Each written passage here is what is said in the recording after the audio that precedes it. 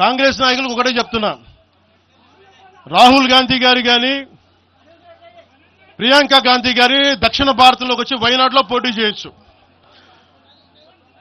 ఇందిరాగాంధీ గారేమో మెదక్లో పోటీ చేయొచ్చు. పివి నరసింహారావు గారిని ఎక్కడి నుంచి గెలిపించారు? తెలంగాణలో ఆయన ఓడగొడతారనే కదా ఆయన ఆ రోజున కొంచెం నంద్యాల పార్లమెంట్ నుంచి గెలిపించింది. ఆంధ్ర ప్రజలు కాదా గెలిపించింది? అప్పుడు ఆ రోజు తెలంగాణ నాయకుడిని చూసారా, మన నాయకుడిని చూసారా? ఆ రోజున ఏం బెదిరిస్తారా మీరందరూ కూర్చోబెట్టి? కాంగ్రెస్ మీరు చెప్పే వైసీపీ కాంగ్రెస్ నాయకులు, నేను దగ్గరుంటున్న మంగళగిరి దగ్గర ఇప్పటవలే గ్రామంలో కాంగ్రెస్ దిమ్మల్ని కూలిస్తే మీ కాంగ్రెస్ దిమ్మలకి నేను కూర్చోబెట్టి ఆ రోజు మాట్లాడింది, నేను తిరిగి దిమ్మల్ని కూర్చోబెట్టి నిలబెట్టింది మేము, మీ కాంగ్రెస్ దిమ్మల్ని మీరు కూర్చోబెట్టి మమ్మల్ని గురించి మాట్లాడతారా? అసలు కాంగ్రెస్ పార్టీ అనే దానికి ఒక పద్ధతి ఉందా? మీరు ప్రాంతీయవాదమా?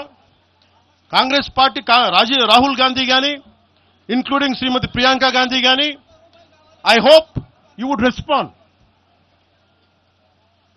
I expect Mr. Rahul Gandhi and Ms. Priyanka Gandhi to respond on this.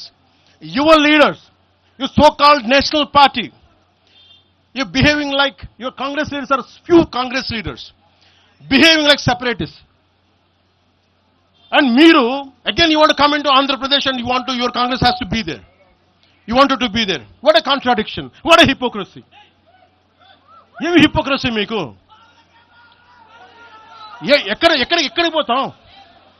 ఈ లెక్కలు అసలు భారతదేశంలో ఎవడైనా ప్రతి రాష్ట్రానికి వెళ్ళిన పాస్పోర్ట్లు తీసుకొని పోవాలా? ఎక్కడికి పోతున్నారు అందరూ కూర్చోబెట్టి? ఏం మాట్లాడతారంతా?